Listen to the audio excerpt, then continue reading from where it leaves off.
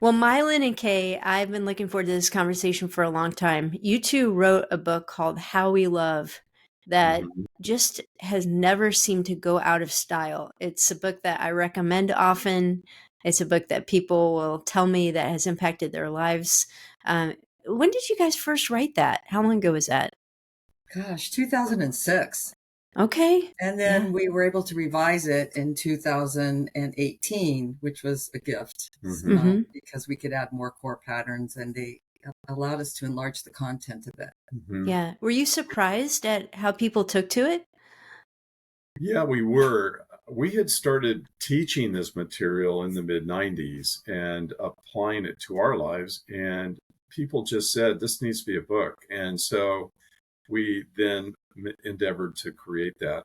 And we never expected, Julie, that it was going to take off to the level it has. It was not a part of our, it just wasn't in our vision, but it was in God's vision Yeah. for it to spread to the extent that it has. Yeah. Yeah. I love it when he surprises us like that. Oh, yeah. And sometimes he Oh, surprises us where we're like, we think something's going to be great and it's not. But That's right. it's all up to him. So yeah. yeah.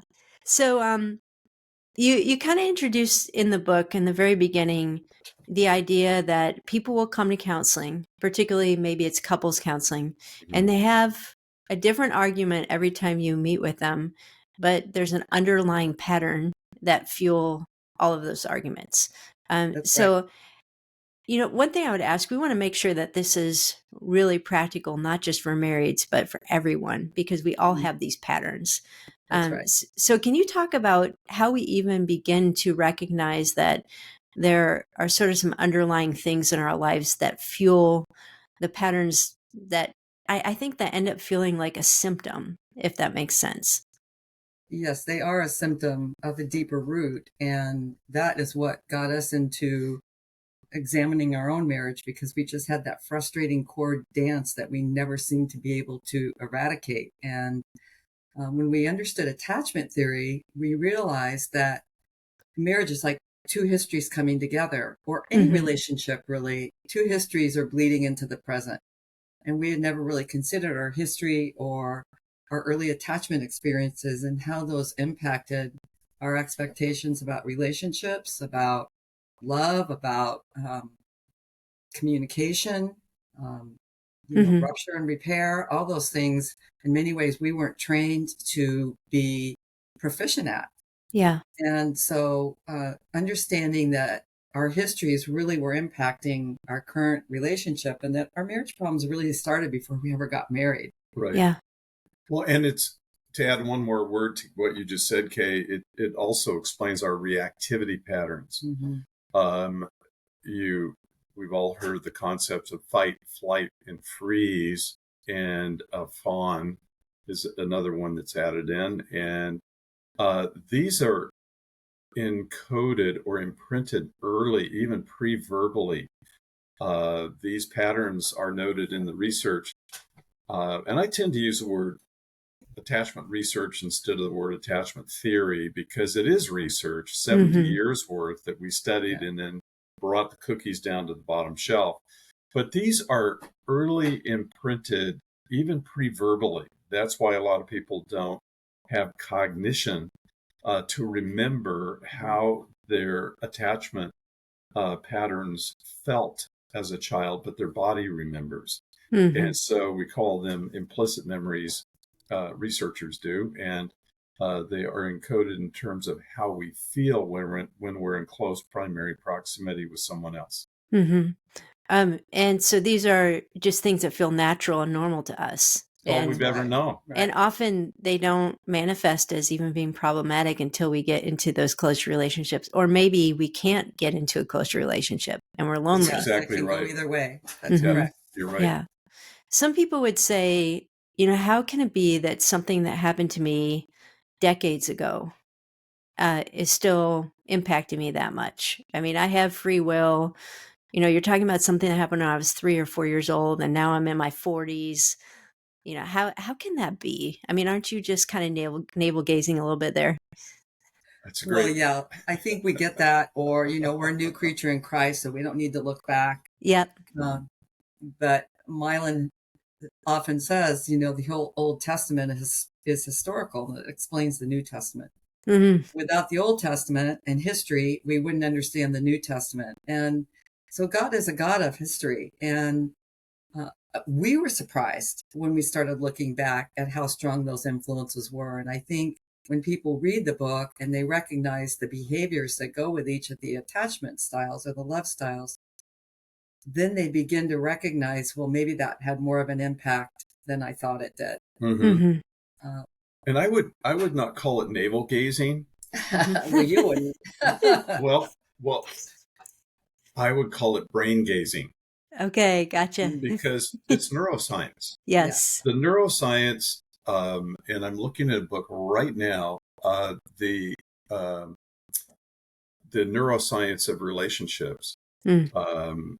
By Lou Cozolino. By Lou Cozolino is just one of many, many, many books that basically says, look, our brain is shaped very early on. Mm-hmm. And one of the definitions that to describe a parent, the definition of a parent is a baby brain shaper.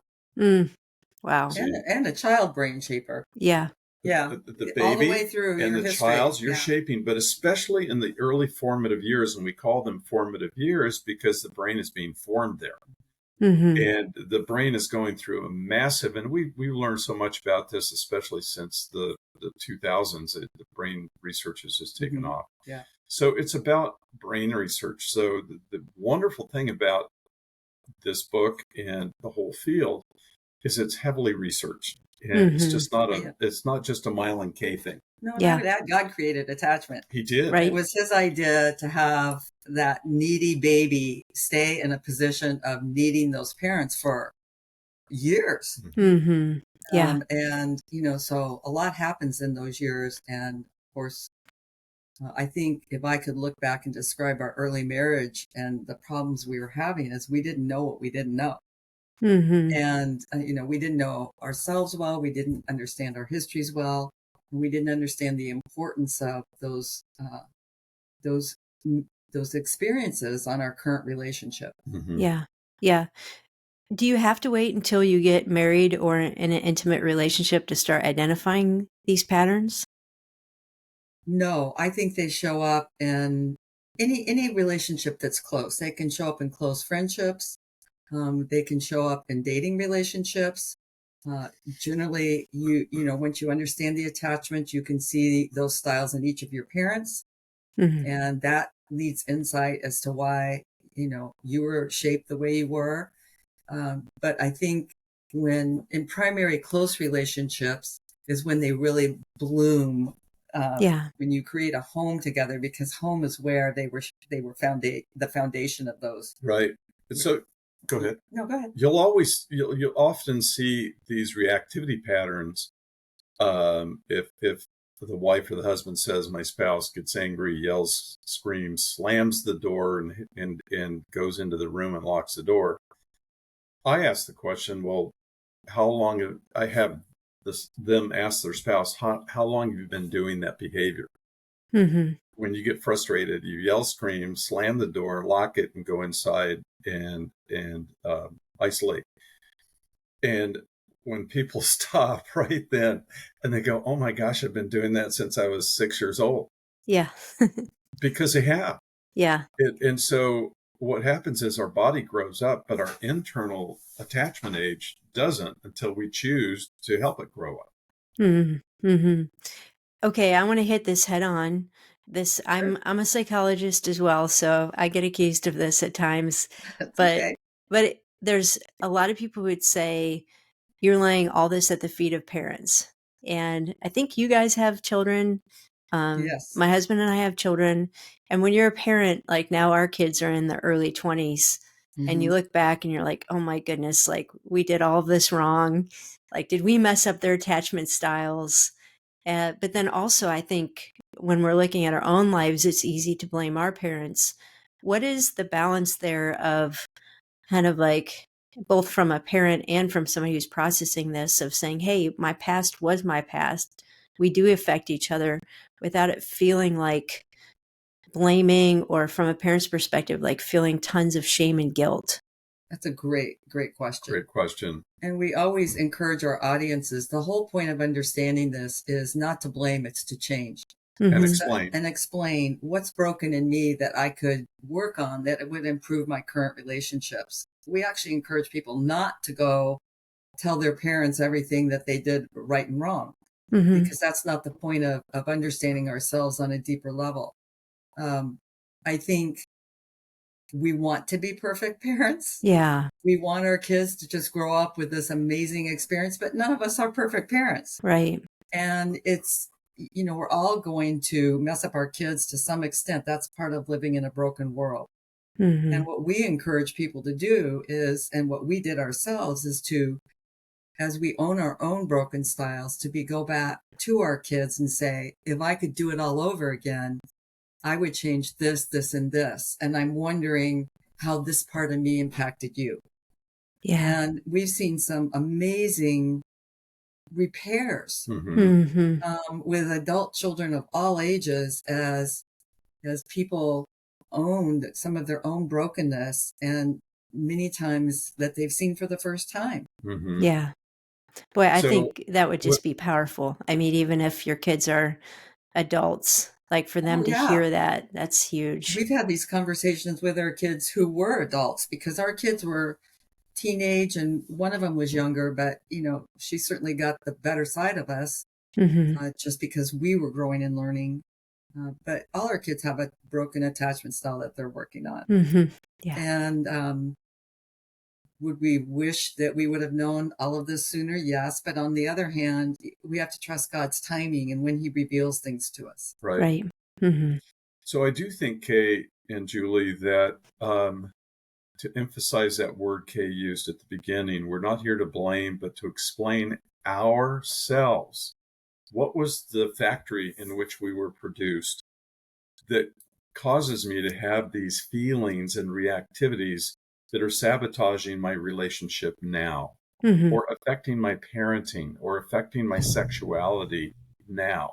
Mhm. If we don't understand history, our history, we will never be able to control any of our relationships or our internal feeling states or our reactivity patterns. Mhm.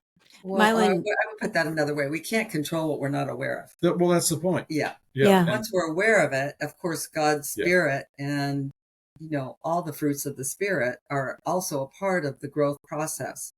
Mhm. But I think for us, we didn't know what was broken. Yeah, we didn't. Mhm. Yeah. And Milan, you use that word factory. I know you kind of use that tongue in cheek.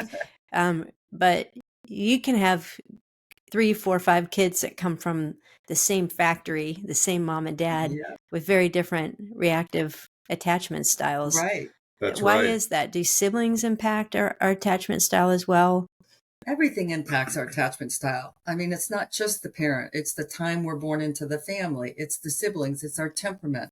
Uh-huh. Some parents may relate better to one temperament than another, which Mhm. affects the attachment. Mhm. So, I'm a twin and we have Mhm. different attachment styles. Mhm. But my mom responded to us very differently uh, due to our temperaments. And Mhm. so, you can have many different styles, or one of the one of the 5 that we talk about in one family. Mhm. Yeah. And then each parent has usually their own attachment wounds, and Right. they bring those into their parenting as well. So Yeah. Yeah. Okay. So I usually use the word assembly line, you know, but an assembly line is usually found in a factory, and we just pop off the assembly line, and it's like a downloading too. it's a downloading, it's a programming, it's thinking from a computer viewpoint. It's like, what is the operating system that's in your computer, Yeah. and how to get there. And Mhm. so, but it's a good question, and Mhm. we can assume in this lifetime, in a broken world, in a world that doesn't work well, uh, everything is broken and marred. As C.S. Lewis said, we're made in the image and likeness of God, but the image is bent. It's Mhm. marred. So we're going to do our best. There's a lot of well-meaning people, but Julie, the divorce rate is exceedingly high. I mean, like 50% inside and outside the church. So when we are able to get a hold of this basic core that represents our inner person and get a hold of that and begin working there, not just trying to fix the symptoms on the surface, like Kay said earlier, the roots, that's when we can learn to exhibit change. Yeah. And I would even say we have a lot of people who are not getting married because their They're attachment afraid. style keeps them from intimacy. So this is not just about saving marriages, it's also about helping people prepare for the kinds of intimate relationships that can be life-giving to I them. agree. And if I were, when I speak to people who are not married, the thing I wish for them is one, of course, that they would choose a believer. But the second thing is that they would pick someone who's willing to grow. Because this is such a key. And it's like that can be tested before a commitment or a marriage is made. You can go through, read a book together. You could read How We Love. You could read a number of different books on marriage that help you understand and prepare you and demonstrate whether that person that you're interested in is really willing to look at themselves. Because this is what makes a marriage really healthy, is when two people are willing to work together and say, I contribute, you contribute to this pattern. And Yeah. that's what I love about attachment. It doesn't point the finger at one person. Each person has a shaping that they need to address. Yeah, and in couples therapy, it's not their spouse that they're battling; it's the core pattern. And we tell them the enemy is the core pattern Yeah. of the vacillator avoider or the pleaser avoider. It's a core pattern, and they're so predictable, those core patterns, that when people read them in our book or listen to them, they sort of giggle because they go, if you had a camera in our house, how do you know we do these things? That's pretty funny. Because the behaviors of a pleaser, avoider, vacillator, controller, or victim are very absolutely predictable. And then they're also predictable what's going to happen in, as you said, Kay, the root of the core pattern when they get together in a primary relationship. Yeah, it's Well, we're going to get into those 5 core patterns. I want to make sure we have time to describe them. But before we do that, I think there's one element of this that's just really essential for you to explain, and that's the role of comfort. Like when you're talking about what forms our attachment style, you describe it a lot in terms of how were you comforted. Now, why is that so key? That is one of the most important diagnostic questions we ask. Do you have a memory of comfort? Because if you do, then it tells us some things about your family growing up. A parent was aware that you weren't doing well. There was enough safety that you could engage with a parent, and that parent could help you through something so that you felt relief at the end of that encounter. And, we think, of course, we try and comfort babies. Some of us do better than others, but comfort is something that we need throughout our lifespan. And neither of us had memories of comfort. And we realized that was a skill we were completely lacking in our marriage and very uncomfortable with. And comfort helps us learn that relationships offer relief. And this is the basis of intimacy. When I can go to my husband and say, I'm not doing well, and he can listen to whatever pain I'm in, and I'm, becoming aware of, because I couldn't even describe my feelings early on. And that kind of encounter built intimacy in our marriage that was completely lacking for the first 15 years. And that we'd never experienced as a child. We never experienced as a child. So the power of marriage when you're growing is that we gave each other over time and many uncomfortable moments what we had missed as kids. He gave me things that my parents just didn't know how to give. And I learned to give him things that his parents didn't know how to give him. And so it really healed a lot of those past injuries. Yeah. Can you give me some examples of what memories of comfort might be? Well, yes, I can. If I'm a child and I'm upset about something, and I know I can go to a parent and somebody older and bigger than me can tell me that oh, I could understand how you'd feel that way. That is a scary thought. Um, but that is not something you need to be worried about because that's not going to happen to us. And so a parent comforts and provides a structure around the child that says, you're going to be okay. You're with Mm-hmm. me. And that is not a problem that I think it's allowing feelings. it's allowing feelings and having someone be able to say to you, it's going to be okay. Somebody bigger than you. And to validate. And to validate it. Yes. Rather than dismissing. I mean, I dismissed feelings in myself and in my kids. Yeah. Because that's what I was taught. So tell her the story about the young child and the lights flickering. I had a client who's 6, and he came in with his mom, and he said he had a lot of anxiety. And he says, I'm afraid that the lights flicker. And I just took the listening role to model to the mom about going, because she said, oh, there's nothing to worry about. He was a smart little guy, and it was during, he thought the nuclear power plant south of us was going to blow up, and that would affect electricity, and that would make the lights flicker. And it was a sign that and his mom about fell off the couch, that his mind had gone that far down a road, but she had never really listened to him to see where his mind was going. Yeah. And Boy, so it was that's very good. comforting to him to just be able to articulate what was inside of him. And when a parent's able to do that, it increases self-awareness. My self-awareness was very low when I got married because no one ever asked me about the inside of myself. Right. Or noticed when the inside of myself wasn't doing well. Mm-hmm. The other thing, Julie, is that if we don't learn relational relief, which God calls us to do, comfort one another, encourage one another, bear one another's burdens, support, encourage, love, care for, all these things.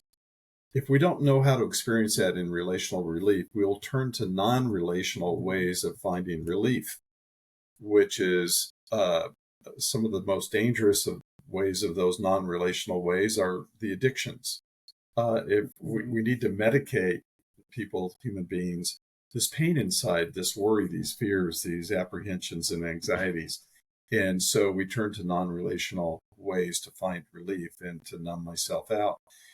When I can find relational relief, which is what God's intention is in his design, that's what we want to be able to do. So we had to make a shift there as well. We did not know how to, especially in distressed situations, we didn't know how to share that. Yeah.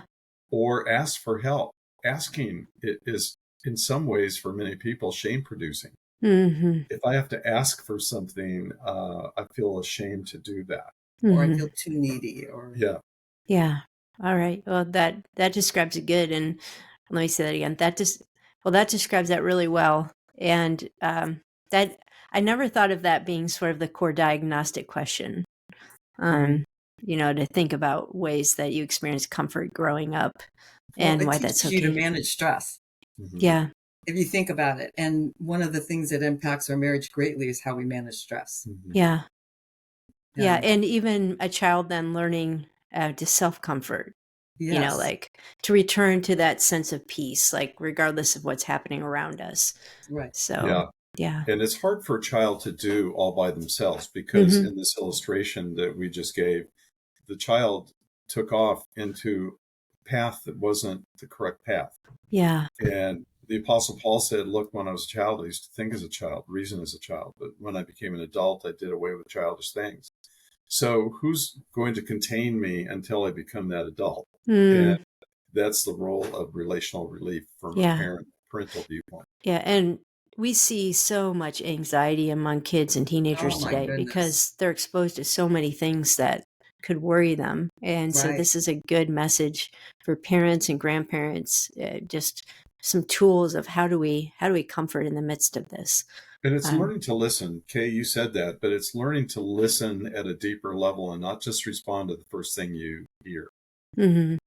And we found for ourselves, because we didn't learn these things, we found a list of feeling words to be very helpful in our own conversations and in conversations with our kids, to ask them to pick off of a list of feelings, Mm-hmm. Yeah. what they might be feeling. And it helped them Yeah. learn to articulate what was on the inside. Mm. And I'm also just thinking this might be a great role for grandparents, especially when Oh, you've got kids that are parents that are busy running around and they're like, I know I should be doing that, but I'm just running from one thing to the next. I think a lot of people have memories of a grandparent that filled that role yes. and sat with them and held them and just listened and talked in a comforting way. So that that's an important as you if you're in that stage of grandparenting or even being an aunt or an uncle, Oh, yeah, you can really fill a gap definitely. there. But it works with strangers too. Mm. Does it? If oh yeah, it. We were at a restaurant. A lady, somebody shushed her. She was talking too loud. She'd been drinking, and she went ballistic. And she did that for about 15, 20 minutes. And then ultimately, she was walking all around the restaurant. This is a divine intervention right here. She pulled up a chair and sat right next to me and didn't realize I was She right had her behind back her. to us, but she was 1 foot from our table. And she was yelling at the person that shushed her because she was too loud. And it was a real standoff, and it was a mess. And I said, God, I'm not on duty tonight. Why are you putting me here? And he said, yes, you are. I'm going to use you for something. And I said to her, and I said in a very low voice, who shushed you when you were a little girl? Wow. And she turned around and uttered some expletives I and bet. said, who in the heck are you? Yeah. Then she started crying. And I said, my Oh. name is Milan. I'm a counselor. And she says, I hate counselors. They Hmm. do this to me all the time. And I said, but there was a little girl that's hurt. Hmm. I can tell. And she started crying, and her anger went from here to here. It just Wow.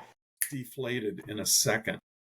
I said, okay, Lord, you drafted us anyhow for Yeah. this role, but total stranger, just by Yeah. asking a simple question about where her pain was. Mm. Mm. That's powerful. Well, hey, I want to make sure we have a chance to get to these 5 attachment styles. They're really key. And, as you said, you're going to kind of see yourself in it. You may see your children, your spouse, your parents in it. How much do we want to diagnose other people? And how much is this about, hey, really identify yourself first? Well, it's always good to start with yourself. I mean, you can only change you. You can't change other people. So we think it's very important to start with yourself. But Okay. it's also important to understand origins. I get your point, Julie. We don't want to blame others and, et cetera. But the Old Testament is a pretty dirty encounter Mm. of family systems Mm-hmm. and what people have done and their behaviors. So I walked into adulthood and adolescence and childhood as a pleaser. I didn't want to, ripple the waters at all. My dad was also a pleaser. My mom was a vacillator, and she would become very angry. And she was also very phobic and fearful. And so all of us, my dad, my sister, myself, were very anxious. And my mom's fear, I had to be able to understand her fear and anger as I got older, was why I became very fearful as an adolescent and young adult. And it would sabotage me because I'd get scared and quit something. And Mm-hmm. so it was a sabotaging imprint for me. But I had to recognize, well, where did that come from? It was my mom's anger. It was my dad's lack of capacity to oppose that or set a boundary around it.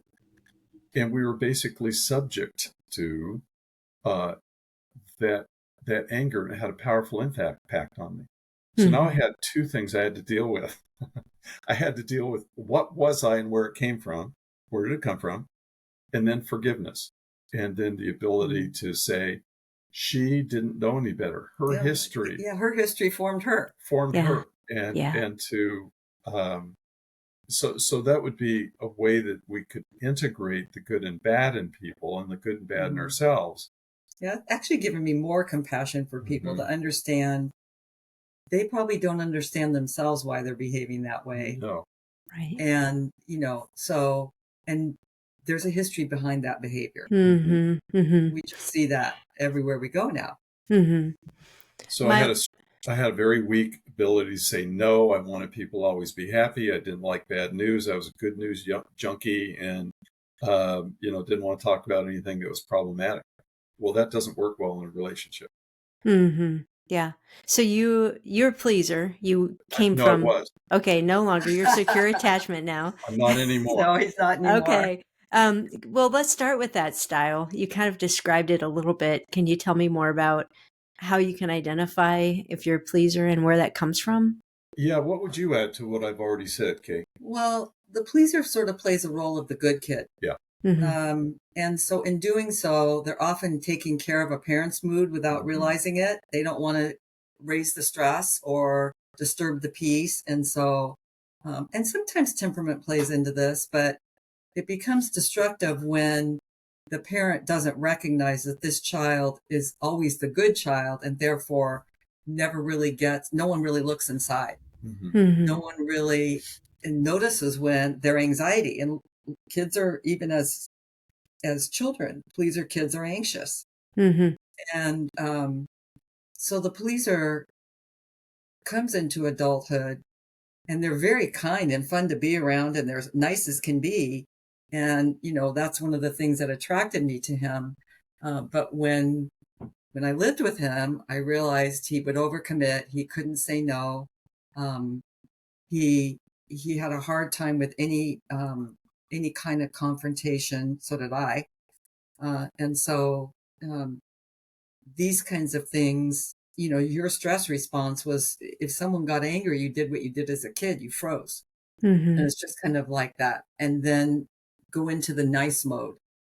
What can I do that's nice to make you come out of that bad mood without ever talking about the bad mood or Mm-hmm. the anger or whatever the other person was demonstrating. Yeah. And that's a skill he learned as a child. Well, it wasn't a skill. It was a survival. Well, these things, It was a default, yeah, a bad default place that didn't work. There are ways we adapt as children. Absolutely. All these wounded attachment styles are adaptations to some of the things going on in our home Right. that are difficult. Yeah, it gets you through childhood, and sometimes it's necessary.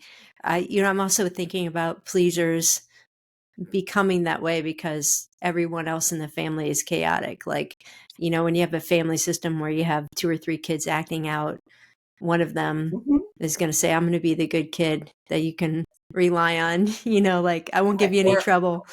Or a special needs kid. Yeah, Yes. that's absolutely Maybe have right. a special needs sister or brother, and you see the stress level on the parents, and so you decide. But I think, you'd say, okay, well, what's wrong with that? Like, the world needs more nice people who don't want to rock the boat. It's not like Jesus. That's what's wrong with it. Okay, tell me about that. Well, when you look at Jesus, he could confront. Mm-hmm. He told, Peter, get thee behind me, Satan. Mm-hmm. That's pretty confrontive. A pleaser would never say that. Mm-hmm. Jesus turned over the tables in the temple. Mm-hmm. A pleaser would just, say, can I help you sell some things here? Mm-hmm. Yeah. So, when you really look at these attachment wounds, they all, none of them reflect Jesus, and, we can really look at Jesus as a secure connector if you could define it that way. Yeah. So could we also ahead. say that these styles represent some inflexibility in that there are times and situations where it's perfectly acceptable and lovely to be a pleaser, but if you can't be flexible when the situation requires confrontation, that's when it becomes problematic? Absolutely. But it's problematic for all pleasers. Yes. Yeah, that's the thing. Yes. I mean, it's like conflict is like when you freeze, you can't think. Well, pleasers aren't good at arguing. Mm-hmm. If they're with a spouse who's got a good public defender, or can really prosecuting attorney, they're going to lose every time, because when you get anxious, your brain shuts down and you aren't good at formulating thoughts and getting what you want to say across. And so, but that's an automatic response. Yeah. And pleasers don't often recognize, because that's such an old dynamic for them, that their anxiety keeps them from being able to communicate well under pressure. And in some ways, their environment may enforce them being pleasers. Oh, yeah, So, yeah, absolutely. reinforce Yeah. that. And so when He was a pastor. What a Were perfect place you? to be a pastor. Yeah, for the Okay. first 15 years of our marriage. But I didn't have my own voice. I could have a biblical voice, but I couldn't have my own voice because I was Boy. insecure and I didn't want to put myself out there and risk an opinion that somebody might not like. Boy, that's So, what you said there is powerful, that you're okay having a biblical voice. Like, this is what God says. Right. But you didn't have your own voice. Yeah. right. And so I've earned that new voice over the last 35 years. Yeah. Rapidly at the beginning. And so it's been something I've been doing for a period of time, but I had to decide I wasn't grown up yet. Outside, I was X number of years old, but on the inside, I was still an adolescent. Yeah, which And that's describes one a of lot the of things us. that we don't think about. How old are you? When a couple gets into a battle in my office, I'll say, time out. How old do you feel right now? And Yeah. I will inevitably, I'll hear 8 and 10 years old. And I say, oh, so we have early parts of you really in In a a battle. state of Yeah. being in a battle. Okay. Kay, Now, how about she was you? I want to Yeah, make she sure was that the you. avoider, Okay. and so we often stereotype the avoidant person as a male, but these attachment styles aren't about gender, and they're not about love languages. They're not about your preferences. It's just it's not about gender. Now, so I'll just say a quick word about how that affected as a parent. I was a good cop with the kids. She was the more of the enforcer, the bad cop. So that set up a tension between us because I had a harder time saying no to the kids. And so, but Kate, tell them a little bit the about avoider the avoider. usually comes from a home like mine where I think my parents loved us. They just did not know how to ask about feelings. In fact, if I showed any feelings around my dad, I got in trouble. If I showed feelings around my mom, she got very uncomfortable. And so I got the message without the rule being written on the refrigerator: don't show your feelings. Keep them to yourself. Don't let them out. And if you do that long enough, you get very good at it. And so avoiders learn that neediness is discouraged, mastery is complimented in these homes. And so you learn that you're better off not to show your feelings and sort of figure it out on your own. And over time, you didn't know your feelings either. I didn't know. I got to the point where if you asked me how I felt, I would be, I don't know. I don't know. Yeah. And so avoiders rarely cry. It takes a ton of stress or trauma to make them feel anything. And they're very proficient. They're responsible. They can get the job done. They're usually very task-oriented. If you're talking about love languages, they'll pick tasks and acts of service because that's what they are comfortable with and that's what they do for other people. So avoiders show love by doing things for you. But I didn't know how to deal with conflict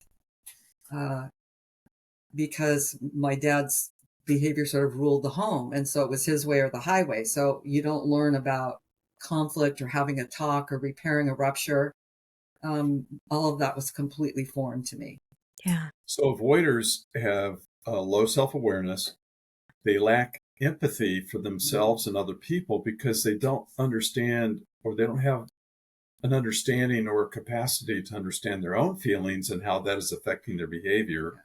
So they don't imagine or can't think of that in somebody else either. So with low self-awareness and low other awareness, they're very dismissive, minimizing of emotions, and they lack empathy. And so if you ask them how they are, they always say, fine, yeah, fine. Yeah. We ask That's what I used to tell my kids all the time. They're probably not fine. not likely to go to counseling unless somebody drags them there. Huh? That's exactly right.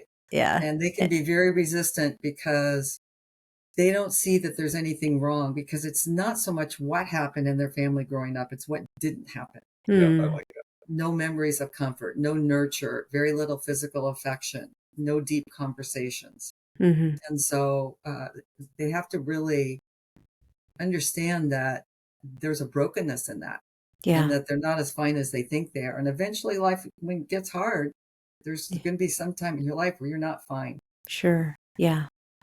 Okay. How about the vacillator?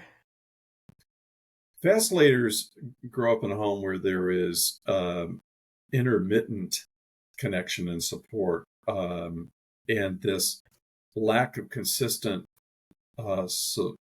engagement cause them to really ask the question, where did that engaging parent go? Why do they not want to be with me? Why were they nice to me last night but haven't talked to me all day today, or they're unavailable?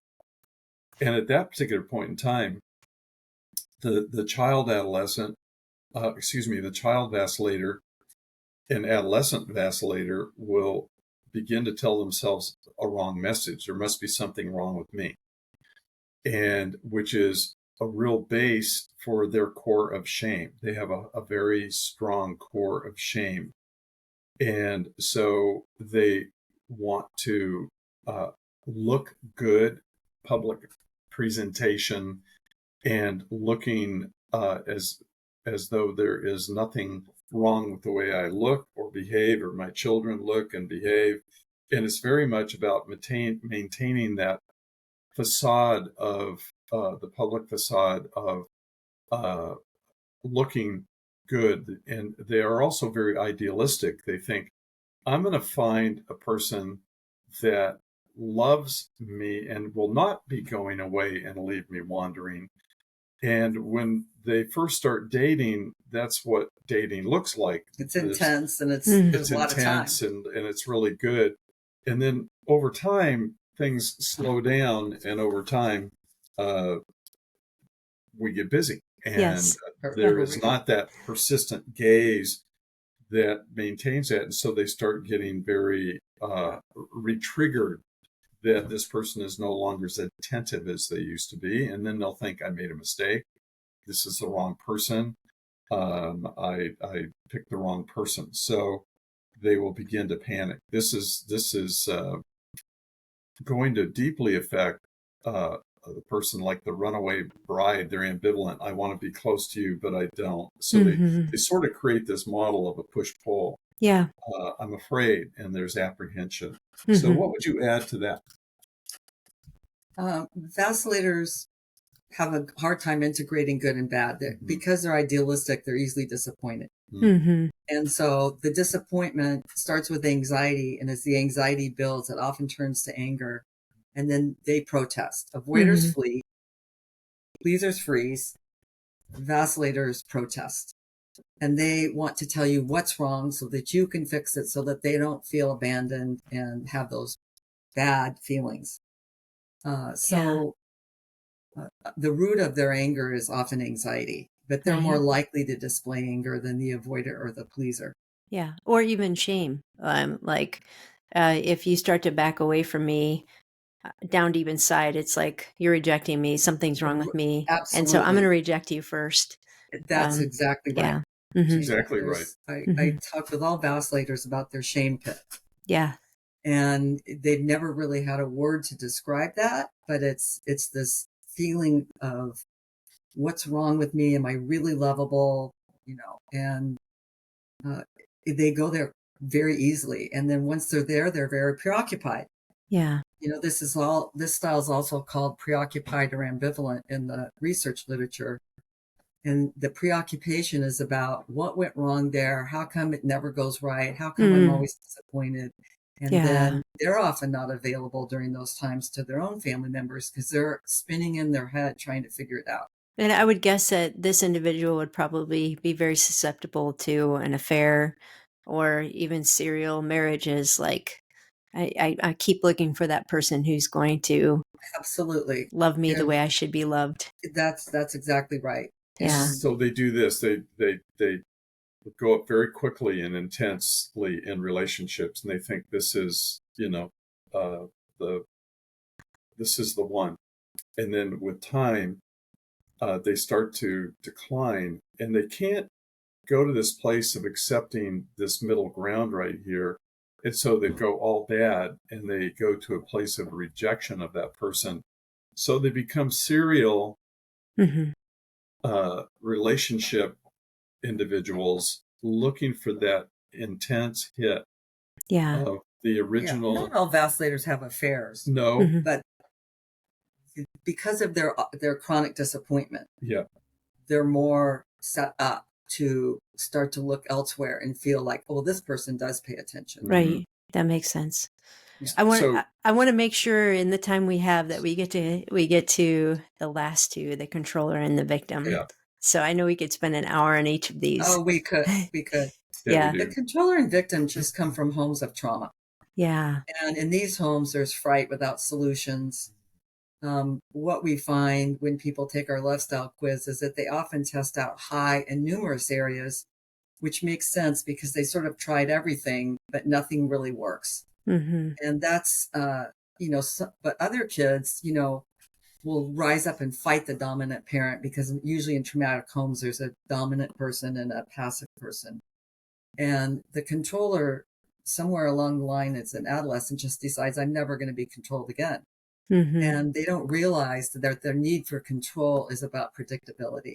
Yeah. Predictability was the thing that was missing in their home. And these homes, you don't know when the parent's going to use drugs, when they're going to go off in a rage, when they're going to leave and not come home at night. Wow. So controllers control for predictability, and they often don't understand that. And often their spouses don't understand that. The victim is more the compliant child who just learns to tolerate the intolerable, and the intolerable becomes normal. Mm-hmm. And so in adulthood, they often end up hooking up with a controller because that's the pattern that was created in their home, and they're used to playing that Mm-hmm. compliant role. Yeah. I have a quote from your book. You say if they can't say it, they play it. Yeah. Describe what you mean by that. Well, when you don't understand or you don't have words for what happened, you just reenact it over and over again. Mm-hmm. And to some degree, that's almost a way to try and have control over the injury, but it never usually works because you're missing the skills to really change that pattern or know exactly what's broken. Yeah. But many times, I married someone like my mother. She was a pleaser, and I played out my avoider role with him like I did with her. I picked friends who were vacilators like my dad, and I played the pleaser with them. Mm-hmm. He was sort of the pleaser wherever he went. But we're going to play out our history, whether we understand it or not. Mm-hmm. And, our heart goes out to people from traumatic homes because all marriages don't start out equal. No. When you have those kinds of deep wounds and trauma in your history, your marriage is going to be way more difficult because not only do you have the attachment wounds, but you have the trauma that's sitting inside that you're trying to constantly Mm-hmm. either medicate or ignore, I know as a therapist, that might work for 30 or 40 years, but somewhere between 40 and 50, it all spills out. Yeah. And you wrote this book and you do the work that you do, not just so that people could identify, oh, that's me. And let me just recommend the book. You get into what does it look like when a pleaser marries a victim. And so you put the pairings together and describe some of the patterns. That's really insightful. But at the end of the day, it's not just so that we could diagnose our dance or diagnose our style. You really want people to learn to grow into the secure attachment. Right. And we only have a few minutes left. I wish we had more. We'll have to come back and do this again. But what is maybe an important first step for people who are like, yeah, that's me. That's my marriage. How can they start taking a step? Julie, they have to decide I don't want to be that anymore. Mm-hmm. This is causing me problems and difficulties. I got to the point where when I really understood this, and I'm going to use a strong word here, I loathed my imprint. Mm-hmm. I did not want to be that anymore. It had sabotaged me. The pleaser. And so Kay and I then started doing, and we didn't know we were doing it, it became the comfort circle in our book, where the very first step to answer your question was self-awareness. What am I feeling right now? Mhm. And I'll never forget walking into the kitchen one day, and I had looked at some journals, and I said, Kay, I just realized I'm a very fearful person. And Mm. so that was a starting spot for me to be able to say, fear is dominating and controlling my life. Yeah. And it's not working here, because then I can't speak the truth in love that God calls us to do. And then I'm too agitated to listen well. I don't know how to hear others. And so that was a whole thing we had to learn to do in order to become securely attached. The Hmm. comfort circle The, helped the us get feeling us word list is a great starting point. And great when starting someone spot. takes the quiz on our website, we send out a feeling word list and give a brief description of why each style needs this. Mm-hmm. Yeah. Because until you know what you feel and you can articulate it and get help for it when you're in a stressful situation, relational help, you're going to be pretty stuck in your style. Hmm. And so would you say that it's impossible to grow outside of relationship? Like, do you No. just at least need that therapeutic relationship, or is this something somebody can do just with them and God? Well, let me say yes and no. You don't have to be married to grow. Hmm. But yes, even in the therapy, you learn what relational comfort feels like. Yeah. For many people, when they go to therapy, it's their first experience of someone deeply listening to them. Hmm. And so that is relationally comforting. So I think God, this is such a common quote, but we're wounded in relationships and we heal in relationships. Yeah. And, there's even to celebrate recovery is a Hmm. way to be in a group where people are being honest. And honesty is the other thing. Yeah. I remember going to an AA group when I was in school, and I'm like, oh, why doesn't the church do this? They're Yeah. honest. They're talking about we've come a long way in 30 years, but honesty and really a hard look at yourself that isn't like taking the blinders off. But I'm going to end with this. The great news is with a diagnosis, change is really possible. Hmm. And, we did the hard work and it was very uncomfortable at first.